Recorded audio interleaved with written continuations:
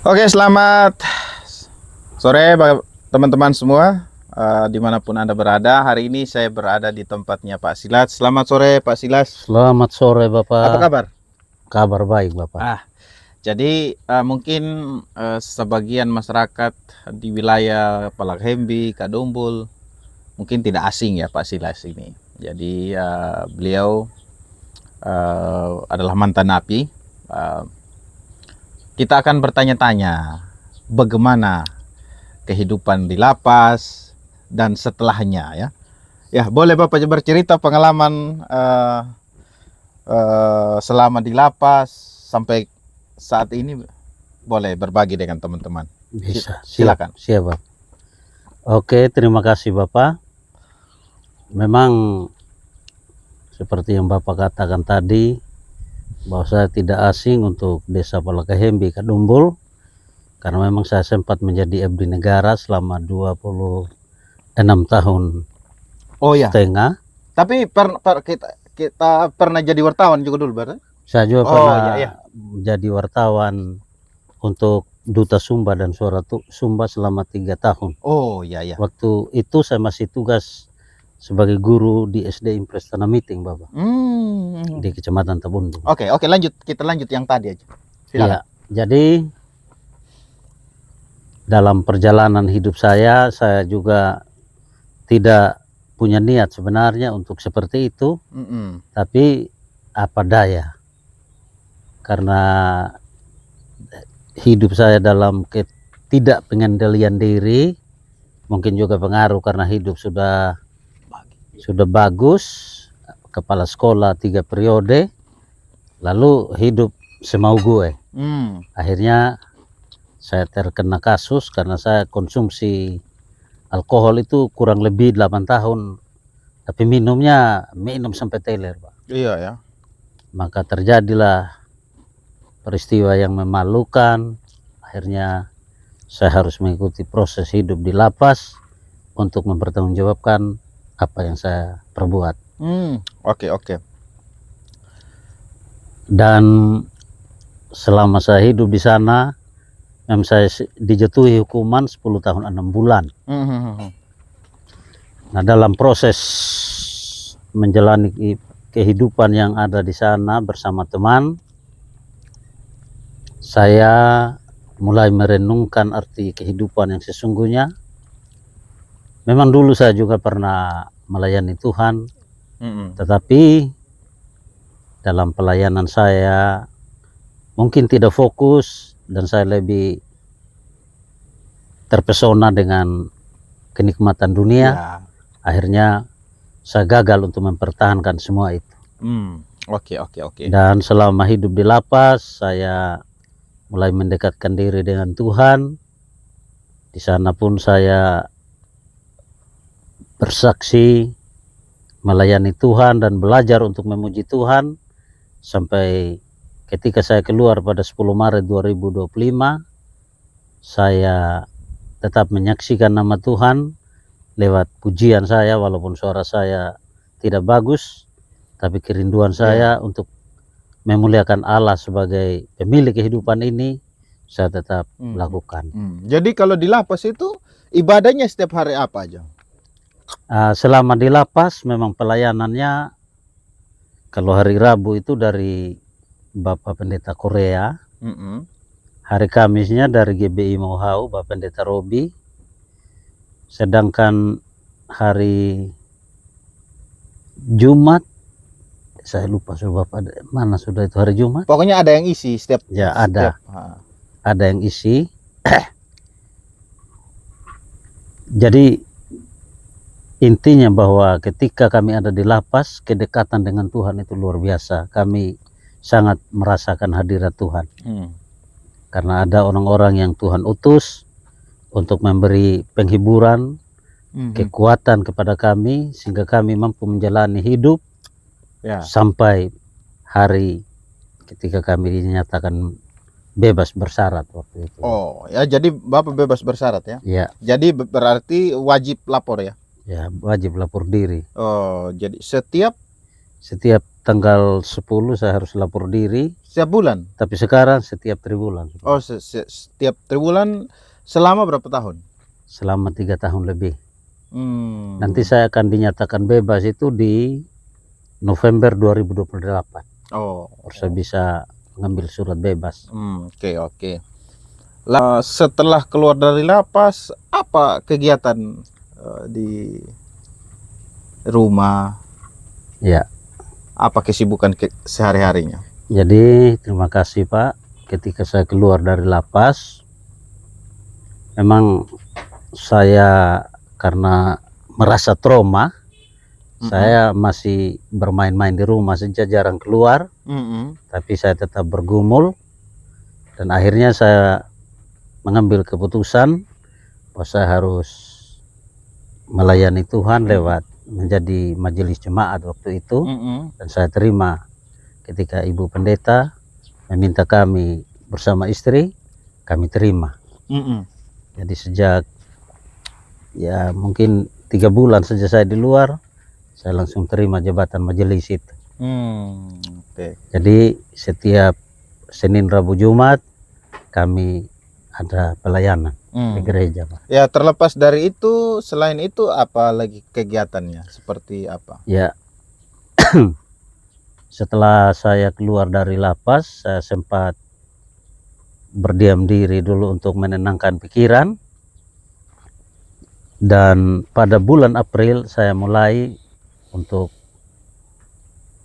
saya berkomitmen untuk memulai kegiatan, dan saya mulai berkebun. Mulai saya tanam sayur, lombok, bawang, patatas, ubi kayu, dan yang lainnya yang bisa mendukung atau melanjutkan kehidupan saya. Ya.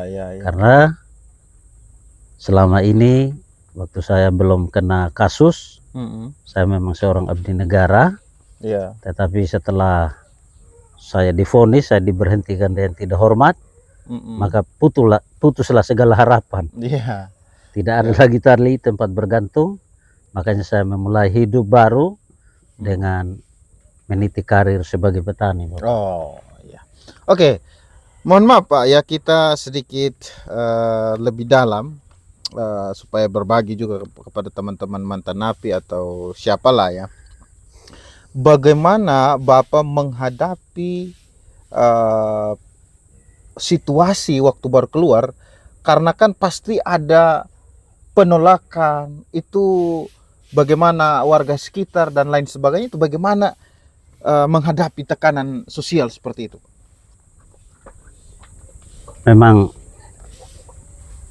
Memang ketika saya keluar, memang saya rasa sekali keberadaan saya sebelum itu dan sesudah keluar dari lapas. Memang banyak tatapan-tatapan sinis, banyak juga ya, itu mungkin perasaan saya. Dan juga pasti semua orang juga akan memandang sebelah mata, apalagi seorang yang pernah dihormati tapi melakukan perbuatan yang bejat, biadab, makanya pasti dipandang rendah. Tetapi walaupun demikian, saya tetap punya komitmen iman. Saya akan tetap hidup menurut apa kata Tuhan, bukan menurut apa kata manusia. Biarpun manusia mengatakan seperti ini, tapi saya tetap yakin bahwa Tuhan yang selama ini saya imani adalah Tuhan yang tidak pernah melihat saya dari sisi kesalahan, tapi dia tetap memandang saya dengan kasih-Nya. Oke. Jadi pada intinya dalam menghadapi situasi seperti itu, pegangan Bapak itu ya beriman penuh kepada Tuhan ya. Iya. Itu andalannya ya. Andalan. Oke. Jadi itu teman-teman. Jadi ketika kita merasa bahwa tidak ada yang menerima kita rasa penolakan, baik itu dalam pekerjaan, di tengah keluarga, di tengah masyarakat dan lain sebagainya, ingat Tuhan menerima kita tanpa syarat, karena Tuhan kita penuh dengan kasih. Kira-kira seperti itu ya. Iya. Lalu yang berikut, apa pesan-pesan Bapak ini kepada teman-teman mantan napi ini, yang sudah bebas mungkin, atau nanti yang ke depan mungkin yang tahun ini bebas, apa pesannya untuk teman-teman? Ya, jadi terima kasih Bapak. Pesan saya untuk teman-teman saya yang mungkin masih menjalani proses kehidupan di lapas, jangan pernah kita takut, jangan pernah kita putus asa, karena kita tahu sebagai orang beriman kita memiliki Allah yang tidak pernah merancangkan kecelakaan bagi anak-anaknya, tetapi Dia merancangkan damai sejahtera dan hari esok yang penuh harapan. Ya. Itu ada di Yeremia 29 ayat 11. Ya. Dan yang berikut lagi saya mau katakan kepada teman-teman bahwa hal buruk yang kita alami selama ini itu adalah coretan tangan Tuhan untuk melukiskan sebuah pelangi bagi kehidupan kita. Ya. Jadi jangan pernah menyerah, jangan pernah merasa rendah diri, karena ketika kita diberi atau diizinkan oleh Tuhan mengalami satu hal yang memang di luar kemampuan kita atau mungkin akibat kesalahan kita, semua itu ada rencana yang terindah Tuhan di baliknya. Ya. Asal kita mengikuti proses itu dan tetap Ya. mengandalkan Tuhan, menghadirkan Tuhan dalam seluruh perkara kehidupan kita. Ya. Karena Rasul Paulus pernah berkata bahwa dia juga ketika menghadapi persoalan, dia katakan Filipi 4 ayat 13 bahwa segala perkara dapat kutanggung di dalam Dia yang memberi kekuatan kepadaku. Iya. Jadi tanggunglah seluruh proses yang dihadapi ini bersama Tuhan. Bagi Allah tidak ada yang mustahil. Intinya berubah, betul-betul Ya. ya. Nah, Jadi karena ada juga Bapak yang teman-teman oknum-oknum ini yang sudah menjadi warga binaan, ya keluar tetap lagi dengan kehidupan yang sama. Itu bagaimana pesannya untuk mereka? bagi teman-teman yang mungkin barangkali 1 kali 2 kali masuk baru mengulangi lagi, saya menghimbau, meminta supaya mari sudah kita tanggalkan kehidupan lama itu. Mari kita mengarahkan pandangan kita kepada masa depan, karena ketika Tuhan masih memberikan kita kesempatan, tidak boleh kita sia-siakan kesempatan itu. Amin. Karena ada saatnya bahwa kesempatan itu tidak akan diberi. Jadi selama ada kesempatan, jangan sia-siakan kesempatan itu. Supaya apa yang menjadi kerinduan kita bisa peroleh. Dan ketika kita kembali, mari kita bekerja yang layak, yang dapat menjamin kehidupan kita. Berhenti sudah kita lakukan hal-hal yang melanggar hukum, apalagi hal-hal yang menyakiti hati Tuhan. Amin. Betul. Jadi itu saja Bapak mungkin harapan saya. Saya tidak lebih baik dari Bapak-Bapak atau teman-teman yang di lapas. Saya ini lebih bejat.